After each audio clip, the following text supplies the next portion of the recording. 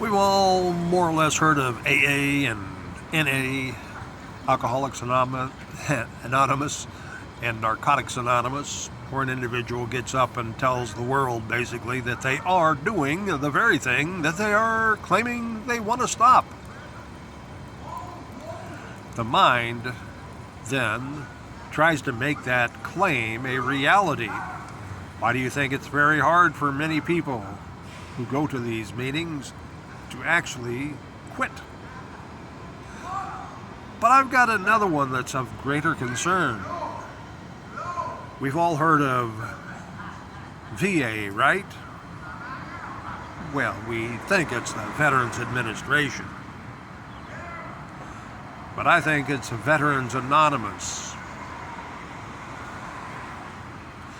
where veterans should be standing up and stating, I thought I served my country when I joined the military, but in fact I realized that I was protecting my government against their violations of the Constitution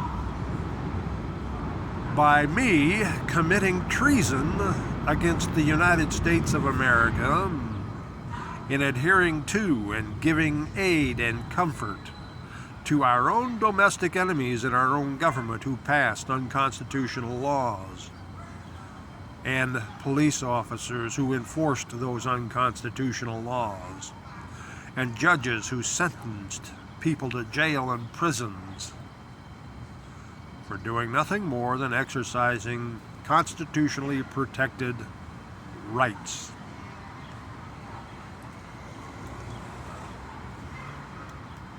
I committed treason as a veteran. I'm hoping other veterans will see this, that doing nothing in the military is the same as adhering to and giving aid and comfort to our domestic enemies in our own government. It's never too late to quit a bad habit. Admit to yourself first that you were ignorant about your oath to the Constitution and what it really meant. It's very liberating. And then it opens your eyes up to paths that you can walk honorably to begin holding your government officials, our government officials, accountable to the very Constitution they swore an oath to uphold and defend, against the penalty of treason, tyranny, and despotism for violating that Constitution. Article 3, Section 3 says, treason is the levying of war against the United States of America. War, defined in 1785, is the use of sovereign authority with force against withstanders.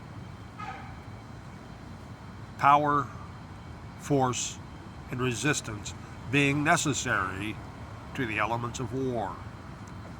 When they pass an unconstitutional law, that's the exercise of sovereign power or authority that was delegated to the legislative branch. When the police go out, most of the times with guns, that is force. When they are enforcing those unconstitutional laws.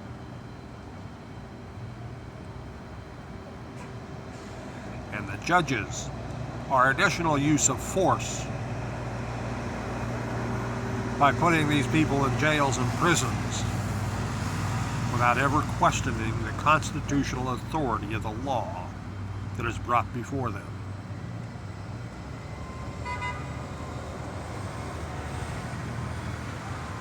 Yes, I am a veteran, but I am no longer anonymous in the fact that I once committed treason for 4 years of active service in the Marines who can't tell the difference between serving the nation and protecting a treasonous government.